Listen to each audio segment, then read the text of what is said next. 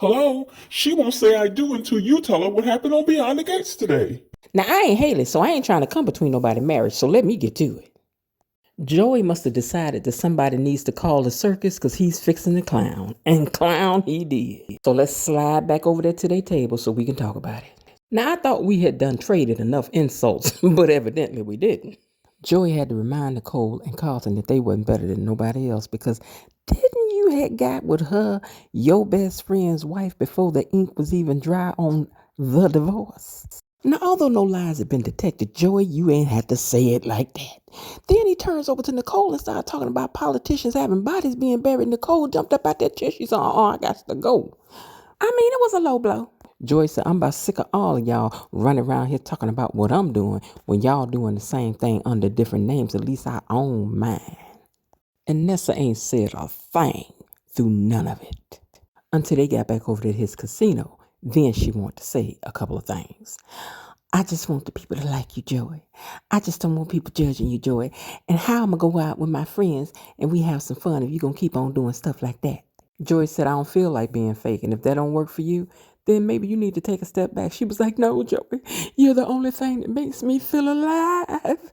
I ain't trying to go. I mean, it's a good thing Jennifer Holliday was on the show because she could have sang that song for you. And I am telling you, girl. Now, Bill had called Danny down into the office to let her know that he was putting her back in his will. And what he was doing was bequeathing her a very expensive painting that he had done of the kids. She was grateful. And you know they was still low-key flirting. Because that's what they do.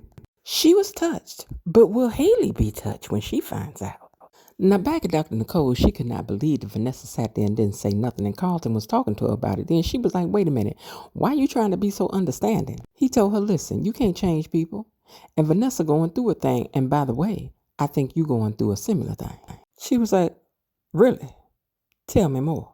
He told her in effect that I think the reason why you showing out and wearing all these almost clothes is because you, just like Vanessa, have been through a whole lot through the past year and you ain't really dealt with it. Oh, Dr. Nicole was mad.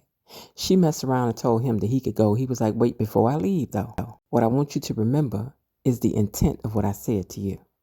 And that I love spending time, he said, with every iteration of who you are. He kissed her on the cheek and left, and then she walked out of her house and went over there to Dr. Rollins, or as I call him, Dr. Rara Rollins, and got up in the bed with him, child, in the middle of the night. So I think Carlton's right, girl. You acting out.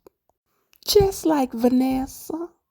And in the words of Eddie Kane Jr. from the Five Heartbeats, how does it feel to be me?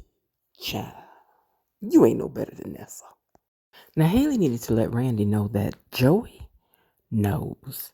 And if he knows, it's only a matter of time before Bill's going to know. And that they're just going to have to make the decision to take Bill out, get the insurance money, and run. But Randy assures her that he can handle his boss and not to worry about it and give him a minute to work on it. Haley also meets up with Lynette and tries to smooth talk her into believing that she and Bill are 100% for real, in love, and solid. And Lynette let her know, I don't believe you. And whatever you're doing, I know it's your biggest con yet, and you better cut me in or I'm going to blow the spot up for everybody. To which Haley took a gulp of that drink to think. Because yeah, girl, you're going to need a better lie than this for Lynette. I mean, you taught her everything she know. And she learned it real good. Now, one more thing. Kat and Tomas got to talking, and he told her that he had won an interview for another job because of all the problems he's having with Lynette and Haley. They offered him full partnership, which means that he's going to have to buy into the firm, which also means he's going to be broke for a while.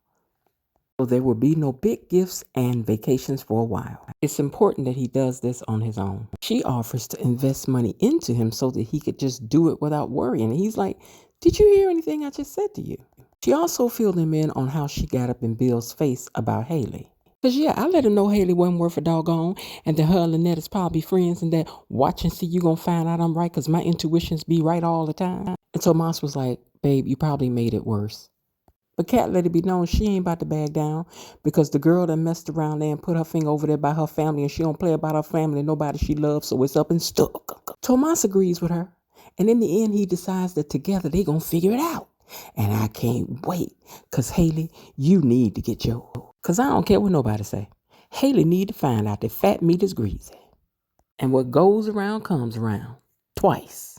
But most importantly, that you don't mess with them doggone duprees behind these gates.